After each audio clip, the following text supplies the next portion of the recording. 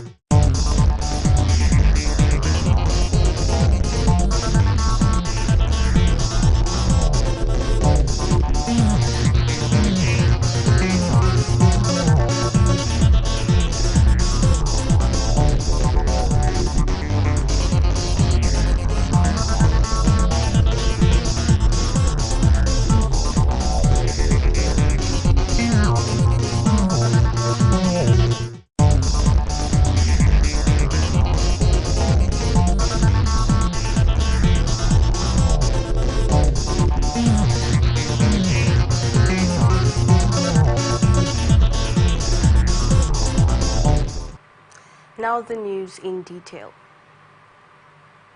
Akwa Ibom State Police Command has confirmed the murder of one Paul Ayo, suspected to be a member of Black Axe Confraternity, and the beheading of one Ekpe, suspected to be a member of Vikings Confraternity, both from Ayo Abasi in Umbo local government area of the state. The Akwa Ibom State Commissioner of Police, Joseph Eribo, who confirmed this during a press conference at the police headquarters, Ikot Akpan Abia, Uyo, said police operatives swung into action when the youth leader alerted them of the incident, adding that 3 suspects had been arrested in connection with the crime. Eribo said some items recovered from the suspects include 2 face caps with Vikings insignia, 14-inch LG TV, 1 shovel, camp gas amplifier, 6 spring foam, plastic table, plastic chair, and 4 motorcycles. The Commissioner of Police also paraded a syndicate that allegedly specialized in stealing vehicles and selling to standby buyers who would immediately dismantle them at a mechanic village and sell them as scraps. The Commissioner of Police, who said the suspects would be charged in court upon completion of investigations, urged the public to avail police of the information on suspicious activities in their localities. He pledged the command's readiness to read the state of criminal elements and uphold the security and safety of the residents of the state. Analyst has urged Nigerian leaders to boost human capital development. Speaking on Atlantic Television Network program ATN Saturday, Public Affairs Analyst Comrade Michael West said leaders should create an avenue to support Nigerian youth financially. I think support them with some financial empowerment, create a good avenue for them to have better things to come in, any better from the state. They should align the youths in so many activities to show his concern for the youth, to show that he has something good, better for them. So he should also increase his kind of coordination, his kind of bringing. Comrade West further suggested that leaders should always organize town hall meetings, which would create an avenue for people to say what they actually want from their leaders.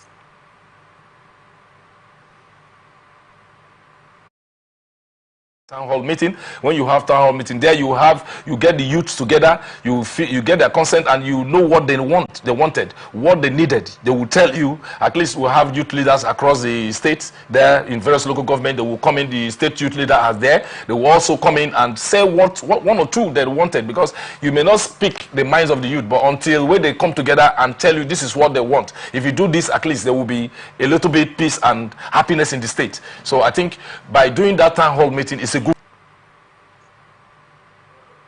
Recall that Governor Basio II of Cross River State has clocked 65 years, but he laments that he cannot celebrate due to the high level of hardship in the country.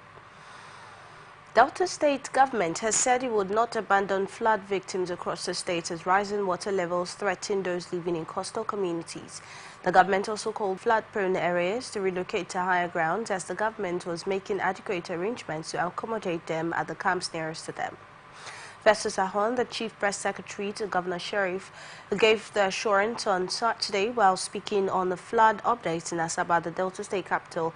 Ahon said that the governor remained committed to ensuring all state residents were protected and catered for in line with the administration's agenda. Edo State Commissioner for Communication and Orientation, Chris Nehikare, on Saturday denied the claim that members nominated by APC and Governor-elect Senator Monday Okpebolo have threatened to pull out of the transition committee if not paid sitting allowance by the state government. Both teams met at the first time on Friday and promised to work towards a seamless transition to ensure all information needed by the incoming government is provided to give it a sound footing. Nehikare, in a statement, said the assertion were completely unfounded and do not reflect the reality of the situation. He said the joint team remained committed to its responsibilities and will continue to work together for the betterment of the community with a focus on transparency and collaboration. In reaction to a recent order allegedly issued by the indigenous people of Biafra directing residents to observe 2-day sit-at-home on October 21 and 22, the Imo State Police Command, in collaboration with armed forces and other security agencies, have deployed security personnel at strategic locations within and outside the state capital to safeguard lives and property. A statement issued by the command's public relations officer, ASP Harry Okoye, disclosed that the police and other security agencies are embarking on show-of-force operations and confidence-building patrols across the state in response to the alleged IPOB threat. The command described the sit-at-home order as unlawful and advised citizens to go about their lawful businesses. The command urged citizens to remain calm and vigilant, continuing their daily activities while being mindful of their surroundings. The statement further advised residents to be at alert and report any suspicious activity observed within their neighborhood to the nearest police station or via the command's emergency line. Unknown gunmen have kidnapped 2 key stakeholders of the ruling Labour Party in Abia State. It was gathered that the heavily armed gunmen invaded the Labour Party meeting in a hotel in Aba, the commercial nerve center of the state. The masked men reportedly claimed they were acting on orders from above without giving further explanation on the matter. Those kidnapped include the Deputy National Chairman, C.K. Gara, and Acting State Chairman, Prince G.O. Ndubueze. ATN learned that Ndubueze was forcibly whisked away in an unmarked vehicle, a development that has raised concerns. Following the developments, Labour Party members attending the meeting erupted into solidarity chants, condemning the act as anti-people and decrying the security situation in the state. Assistant Superintendent of Police with the Lagos State Police Command was killed by an angry mob in Agege on Saturday morning after responding to an incident involving a commercial motorcyclist, Okada rider, and a truck at Wemco Junction by Mobile Road. ATN gathered that the disease had led a team of policemen to an incident scene along the Wemco Junction by Mobile Road, Agege, before his team came under heavy attack from commercial motorcyclists, also known as Okada riders. It was learned that the policemen had gone to evacuate a truck that knocked down an Okada rider, but met stiff resistance from the riders, who insisted that they must set the truck on fire. Confirming the incident in a chat with newsmen, the spokesman of the Lagos State Police Command, Benjamin Ondain, said the killing of the policeman was needless and uncalled for. Ondain said the police team got a distress call at about 1:40 a.m. on Saturday about an incident that involved an Okada rider and a trailer at Wemco Junction, Mobile Road by Penn Cinema, Agege. The police spokesman revealed that a preliminary investigation revealed that an Okada rider ran into the trailer, which led to his death in the process. Ondain stated that 5 suspects have been arrested in the process. Lagos State Police Command has confirmed the death of a divisional police officer in charge of Ijanikri Police Station in CSP Bolaji Olubenga. The spokesman for the command, SP Benjamin Ondain, made the confirmation on Friday night. Ondain, however, did not give details of the officer and what led to his death.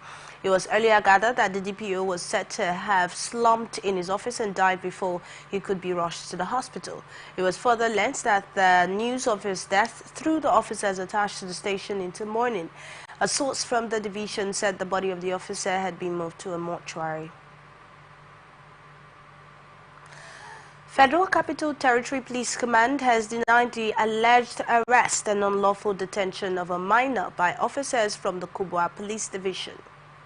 A statement by the Police Public Relations Officer SP Josephine Ade on behalf of the Commissioner of Police FCT Abuja on Saturday noted that reports circulating on social media that officers of the command arrested and unlawfully detained a minor are misleading. According to the spokesperson, the command only obeyed a court order and acted within the ambit of the law. She noted that all actions taken were in strict compliance with the legal procedures and court directives. Police in Niger State have arrested 16 suspects in Mina and thuggery, public disturbance and possession of dangerous weapons. The command spokesperson, SP Wasu Abiodun, confirmed the arrest on Saturday, emphasizing the police commitment to maintaining public peace. Abiodun said that the police, acting on a tip-off, raided a hotel near the PDP Secretariat on October 15, 2024, where the suspects, aged 14 and 24, were found with cutlass, knives, cannabis, and other items. According to him, the suspects said they were celebrating a birthday and needed the weapons for protection against the rival group, the Kafintela Boys, stressing that they were under investigation and will face prosecution. In the related developments, 30 more individuals were arrested in Angwan, Roka, and Maitumbi, while one suspect, Shaban Umar, was arrested in Bajego with sharp scissors. The 3 suspects were arrested in Suleja on October 14, 2024 for stealing a 30 million naira tipper truck. The truck was discovered in a workshop where it was being dismantled for sale. The suspects are currently under investigation. Jigawa State Commissioner for Special Duties, Awal Danladi Sankara, has refuted allegations of being involved in an illicit affair with a married woman. Earlier on Friday, the Kano State Hisba Board confirmed Sankara's arrest and detention in an uncompleted building alongside a married woman. The board's Director General, Dr. Abbas Sufi, stated that Sankara was arrested following a complaint from the woman's brother-in-law accusing him of improper conduct. Sufi also noted that Sankara would face charges on multiple counts, including operating illicit drug centers under the names Picklock and 360. However, in a statement issued on Friday night, Sankara denied the allegations, describing them as false, baseless, and malicious. He claims that the accusations were a deliberate attempt to tarnish his image. Sankara also vowed to take legal actions against those responsible for spreading the false claims. Jigawa State Governor Malam Umar Namadi has suspended the Commissioner for Special Duties, Awalu Sankara, pending an investigation into allegations made by Kano State Hisba. ATN gathered that the Kano State Hisba Board arrested Sankara in an uncompleted building with a married woman. The Board Director General, Dr. Abbas Sufi, confirmed Sankara's arrest with a married woman on Friday evening.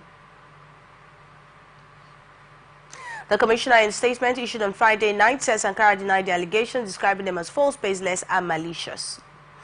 Now to the next story.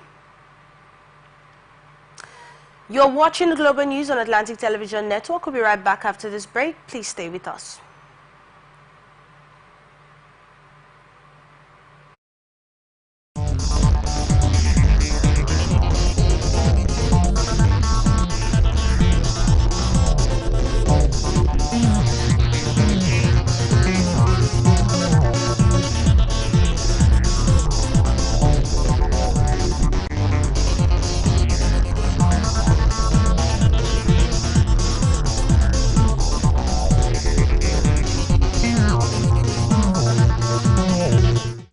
From the lands across the ocean to the land beyond the mountains, through the Sahara, we bring all the sport news, live analysis, expert discussions on trending stories, in politics, business, socio-economic, sports, and documentaries. So catch all the updates on the happenings around the globe. Stay focused on The Fact Today, only on ATN.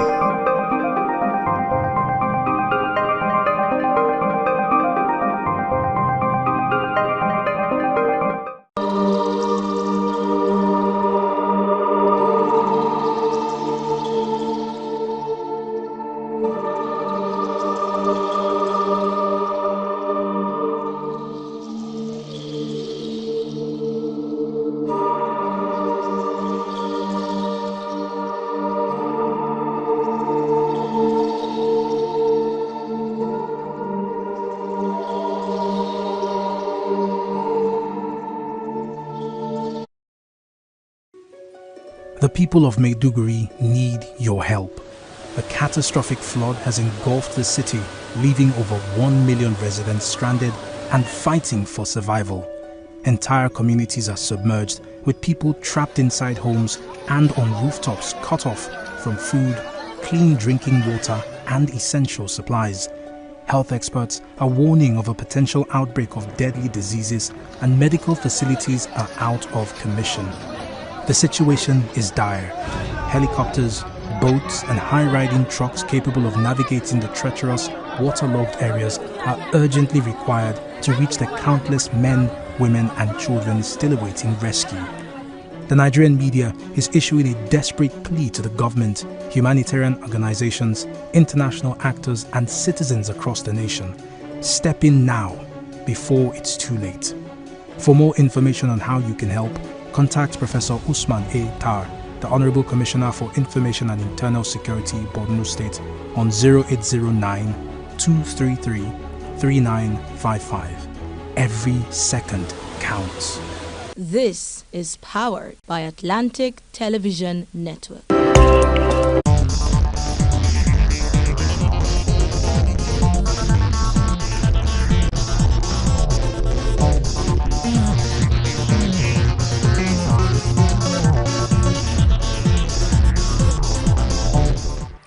Welcome back. This is the Global News on Atlantic Television Network. Now to the rest of our stories. President Bola Tinubu has written a tribute to Yakubu Gowon, a former military head of state who is celebrating his 90th birthday. A statement signed by the president on Saturday described the elder statesman as a gentleman extraordinary. The president described Gowon as a father of national infrastructure. Tinubu said the former head of state has become his counselor since he became the president. President Bola Tinubu said the no victory, no vanquish philosophy of Yakubu Gowon, a former military head of state, helped Nigeria to heal after the civil war. But on October 19, 1934, Gowon served as Nigeria's military head of state from August 1, 1966 to July 29, 1975. He became the head of state at 31, making him the youngest person to lead Nigeria. Gowon created 12 states during his regime and was in power when the country witnessed a civil war from 1967 to 1970. After the 30-month war, Gowon declared that there was no victory, no vanquished, a part of the move for national reconciliation. Chief of Defense Staff General Christopher Musa congratulated General Yakubu Gowon, former head of state and elder statesman, on his 90th birthday. A statement issued in Abuja on Saturday by Director Defense Information (DDI) Major General Tukor Goswa stated that the CDS noted with delight that as the Nigeria's head of state from 1966 to 1975, Gowon played a key role in promoting and maintaining Nigeria's peace and unity, described all the challenges of the period. Musa noted Gowon's exemplary service and leadership had left an indelible mark in the history of Nigeria. According to him, it is on record that Gowon's commitment to peace and national reconciliation since his famous speech, "No victor, no vanquish," at the end of Nigeria's civil war, have contributed greatly to a stable and prosperous Nigeria. He explained that it is in recognition of the former head of state's numerous contributions to the country that the Armed Forces of Nigeria honor his enduring legacy. Musa further noted that Gowon's virtues of discipline, dedication and patriotism, as well as vision of a united Nigeria, continue to inspire generations of Nigerian military personnel and civilians alike.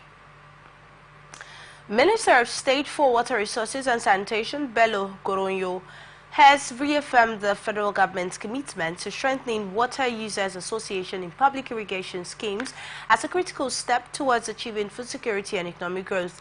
This was disclosed in a press statement issued or signed by the Director of Information and Public Relations at the Ministry of Water Resources and Sanitation, Fumi Imotian, on Saturday. The statement noted that the minister said this at the South-South Regional Workshop on the establishment and strengthening of was in the public irrigation schemes in Nigeria and Akwa Ibom State. The minister emphasized the importance of participatory water management in sustaining the nation's irrigation infrastructure. He highlighted the role irrigation plays in addressing food insecurity, boosting economic growth, reducing poverty, and empowering youth under President Bola Tinubu's renewed hope agenda. He stressed that sustainable food production and national food security cannot be achieved without effective water management and active involvement of water users, which makes the establishment and strengthening of WAS essential. The minister underscored the need to replicate the success of trimming in other public irrigation schemes across the country, noting that the sustainability of these schemes is essential for achieving the administration's food security objectives.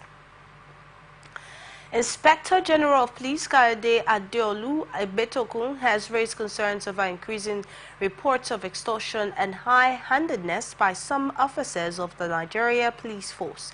Speaking at the IGP's conference with senior police officers in Abuja, Ebetokun addressed Assistant Inspector General of Police, Commissioners of Police, and other heads of formations, urging them to properly supervise officers under their command. He instructed the IGPX Squad Monitoring Unit and Complaint Response Unit to perform routine checks on officers' activities to curb misconduct. Ebetokun also warned officers against using his name to extort money from citizens, stressing that such behavior would not be tolerated. Medical and Dental Consultants Association of Nigeria have given a 21-day strike notice to stakeholders demanding the resolution of its long-standing issues. Failure to meet these demands, according to MDCAN, may lead to the withdrawal of services by its members who are holders of medical and dental fellowships. This was revealed in a statement issued at the end of MDCAN's extraordinary virtual National Executive Council meeting, signed by the association's president, Professor Aminu Mohammed, and Secretary Professor Dayabu Ibrahim. The association expressed frustration over the exclusion of medical and dental fellows from the position of Vice Chancellor, stating that universities must recognize that fellowships as equivalent to PhDs. MD Khan also called on the government to harmonize the retirement age of medical consultants to 70 years and to complete the process of aligning clinical medical lecturers' emoluments with the consolidated medical salary structure. The NEC commended members for taking legal action against discriminatory advertisements that disenfranchise medical lecturers from university administration. Academic Staff Union of Polytechnics have issued a 15-day ultimatum to the federal government to attend to numerous issues affecting the smooth operations of polytechnics and monotechnics in the country or face a prolonged industrial action. Addressing journalists at the Plateau State Polytechnic, Barkin Ladi in Plateau State Zonal Coordinator Zone B, Lumke Singji stated that the National Executive Council of its last meeting reviewed the current status of engagement with proprietors of public polytechnics, colleges of technology and monotechnics in the country, specifically on some disturbing issues affecting the polytechnic sector. Some of the issues in contention for discussion and agitation include sustained reports of impunity and disrespect of clear provisions of the Federal Polytechnics Act, different edicts establishing state-owned institutions and other instruments of governance in the sector, particularly as it affects the appointment of principal officers in federal and state-owned institutions, as well as other items of governance in the polytechnics. Others had a non-review of the contentious and suspended document titled Scheme of Service for Polytechnics, the non-release of conditions of service, the non-release of second tranche of the needs assessment intervention funds, and others. The National Executive Council of the Union thereafter called for immediate review and reversal of all decisions or acts of impunity inconsistent with the provisions of the Polytechnic Act and other instruments of governance in the sector. And now in business news, Nigerians are once again reeling in darkness following the collapse of the national power grid for the third time in 1 week. The grid collapse occurred early Saturday morning, with many states reporting total blackout. The grid had collapsed twice this week, marking the 8th grid disturbance in 2024. Data obtained from the Nigerian System Operators Portal reveals that the grid recorded an unprecedented 0 megawatts of 8:16 a.m. today. Data shows that all 22 generation companies are down as of the time of this report. The Transmission Company of Nigeria had yet to confirm the incident at the time of this report, leaving Nigerians in the dark as to the reason behind this round blackout. On February 4, Nigeria experienced its first blackout in 2024 when the national grid collapsed at approximately 11:51 a.m. The TCN managed grid saw its capacity plummet from 2,407 megawatts to just 31 megawatts. Federal Ministry of Petroleum Resources and stakeholders in the oil and gas sector have raised concerns about the need to implement the 2021 Petroleum Industry Act for economic growth. Nicholas Ella, Permanent Secretary of the Ministry of Petroleum Resources, alongside other stakeholders, made the call at a one-day stakeholders engagement on harnessing the Petroleum Industry Act as a catalyst for investments in Nigeria's oil and gas sector in Abuja. The meeting was organized by the Ministry of Petroleum Resources, represented by Mohammed Abubakar, Director Midstream and Downstream. Ella recalled the enactment of the PIA in 2021, which aimed to promote efficiency, boost transparency, and enhance sustainability practices. According to him, the PIA in Nigeria is ready to lead Africa in energy investment, attract global capital, and maintain its pivotal role in the international energy arena. Ahmed Galadima, Executive Secretary of the Petroleum Technology Development Fund, said they had engaged in human capacity development, research and development for technological innovations and institutional development to support energy transition and gas development initiatives. Represented by Mohammed Abdurrahman, Deputy General Manager, Education and Training Department, Galadima said PTDF was committed to aligning its strategies with the key drivers of the PIA to enhance local participation. We'll go on a short break, and after that the news continues. Please stay.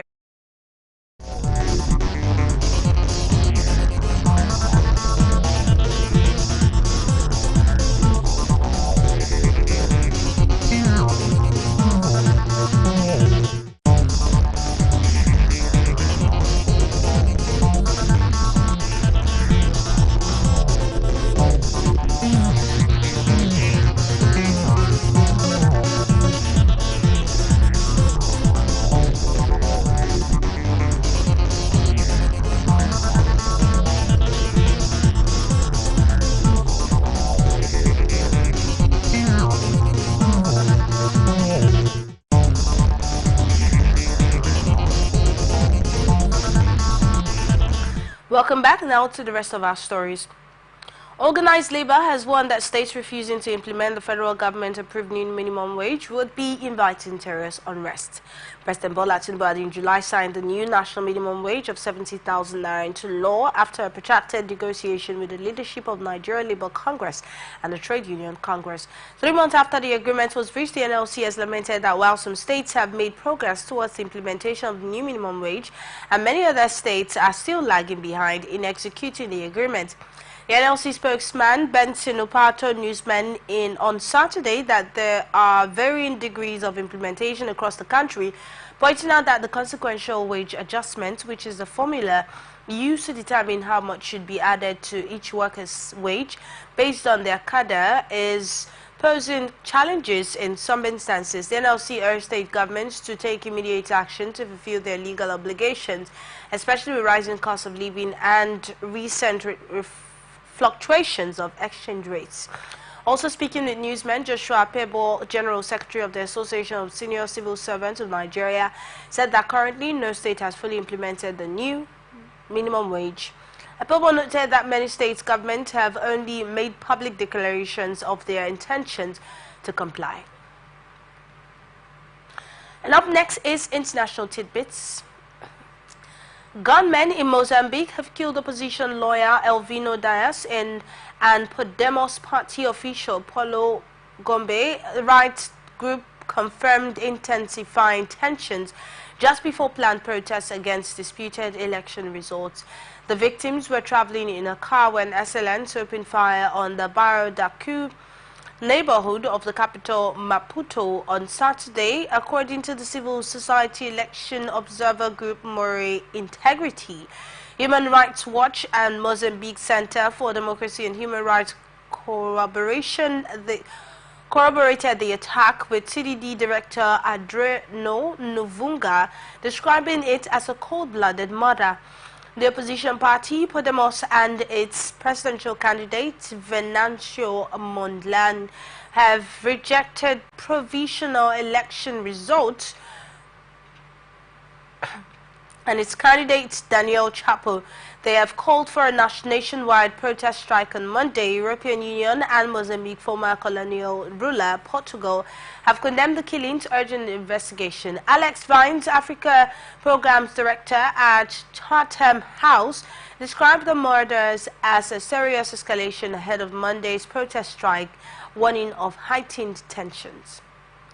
Russia on Saturday said it has taken the village of Zorin in eastern Ukraine, enabling its troops to approach the industrial hub of Kurov. It lies west of Donetsk city, which is already under Russian control.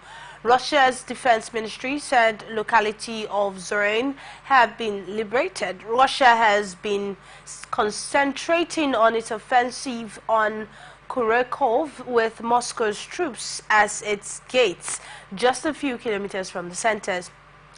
Kurekov, home to about 20,000 people before Russia invaded Ukraine in early 2022, lies south of Pokrovsk, a logistic hub. Russian troops have meanwhile also stepped up attacks on the southern Ukrainian region of Zaporizhia. And now on sports news, Victor Boniface scored the winning goal as Bayer Leverkusen defeated Eintracht Frankfurt 2-1 in their Bundesliga clash at the Bay Arena on Saturday. Xabi Alonso's side ended a run of 3 Bundesliga games without a win following the hard-earned victory. Boniface salvaged himself by hitting targets 18 minutes from the time after missing from the spot on 9 minutes.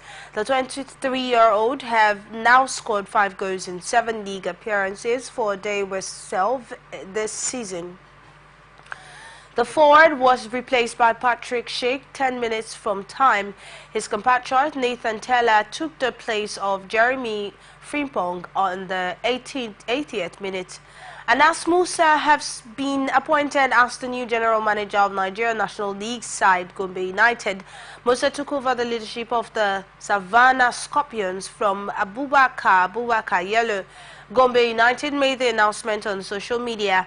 Abubakar Mina and Ishaya Osman will serve as the club's secretary and team manager respectively. Gombe United were relegated from Nigeria Premier League Football League last season. They are in the Northern Conference Group C and the new NNL season. The new campaign will commence on Saturday, November 30.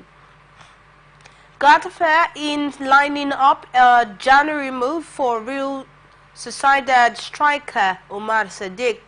Sadiq has struggled for regular playing time since joining Real Sociedad from Almeria in 2022. According to the Spanish news hub, Ficajes Getafe manager Jose Bordalas is a huge admirer of Nigerian. Getafe is in need of attacking reinforcement after amassing 8 points from 9 matches this season. Sadiq have started just 2 league games from the Getafe this season. Last season, the lanky striker managed 2 goals and 1 assist in 12 starts in 14 substitute appearances in La Liga. Nigeria's Flying Eagles face a setback in their WAFU B Under-20 Championship opener, falling 1-0 to Burkina Faso in Lome, Togo.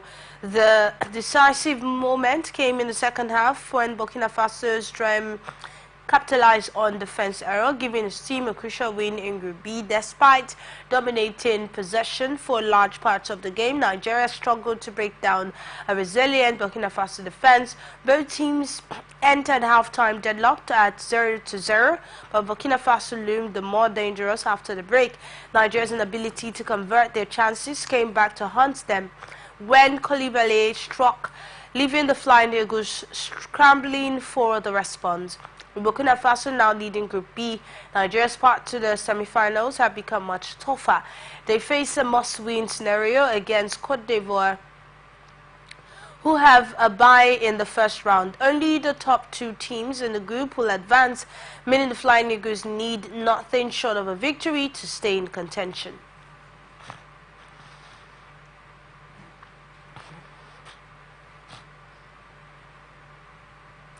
The stakes are high as the WAFU B Championship serves as a qualifying tournament for both the 2025 Africa Under-20 Cup of Nations and the FIFA Under-20 World Cup. For Nigeria, their next match will be crucial in deciding their fate in the competition.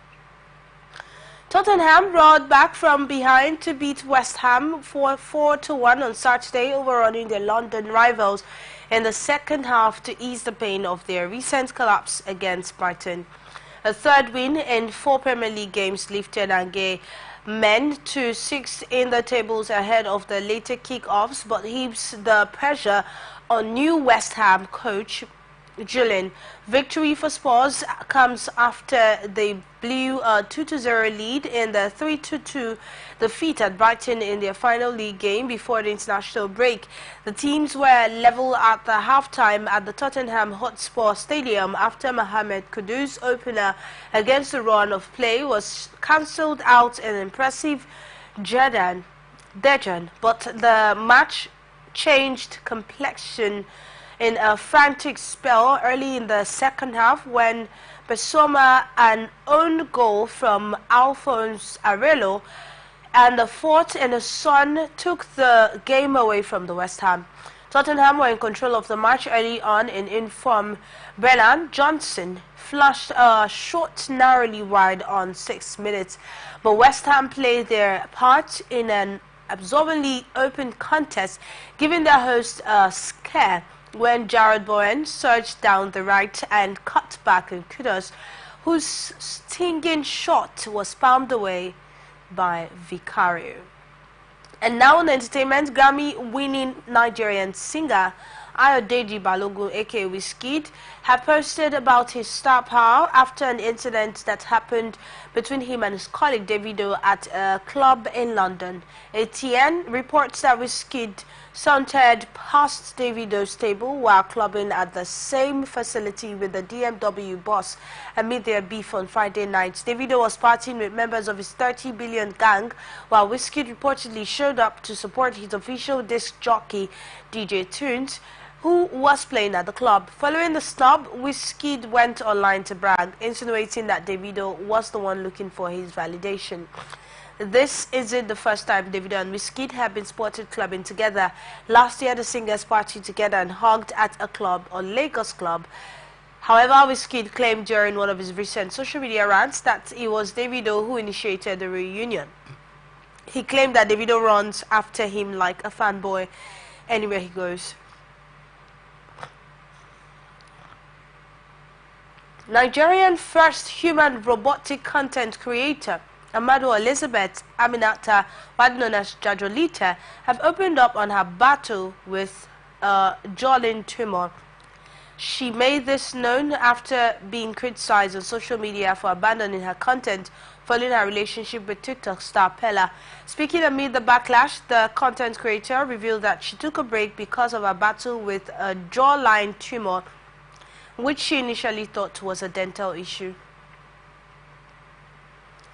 Comedian D. One have criticized social media influencer Very Dark Man for accepting a generous 100 million naira donation from Don Jazzy. Very Dark Man recently announced a donation on his newly established NGO. In a video posted on Instagram, D1 confronted Very Dark Man, accusing him of hypocrisy. He pointed out that Very Dark Man had previously condemned Don Jazzy for donating to Bobrisky while he was incarcerated. D1 questioned Very Dark Man's integrity, noting how his position seemed to shift dramatically following the substantial donation. Actors Guild of Nigeria have suspended actress Halima Abubakar for alleged professional misconduct. According to the AGN, the suspension follows a 2-year covert investigation that revealed Abubakar's role in slandering Nollywood. In a statement released on 18th of October 2024, the Guild confirmed the suspension, arguing that the several other female members are under scrutiny. These investigations intensified after recent claims surfaced involving individuals reportedly linked to Senate President Godswill Akpabio. The Guild emphasized that a secret panel is leading the ongoing inquiries. The Guild declared the actress guilty of spreading false information about fellow colleagues, associates and patrons, including allegations of extramarital affairs with highly placed individuals. And that's the global news for tonight. But before we go, another look at the major stories. Mob kills police officer. Gunmen adopts Labour Party chieftains. Tinubu pens tribute to Gowon. Blackout as national grid collapses. Mozambique opposition lawyer shot dead. Wizkid brags after snubbing Davido. Spurs beats West Ham 4-1. I am Enidoye Jackson. Thank you for watching. Remember, you can follow us on all of our socials on Facebook, YouTube at Atlantic Television Network, Instagram, TikTok at Atlantic TV Network 1, and on X at Atlantic TV Net. Peace and unity are the pathways to progress. Thank you once again for watching. Have a very good evening.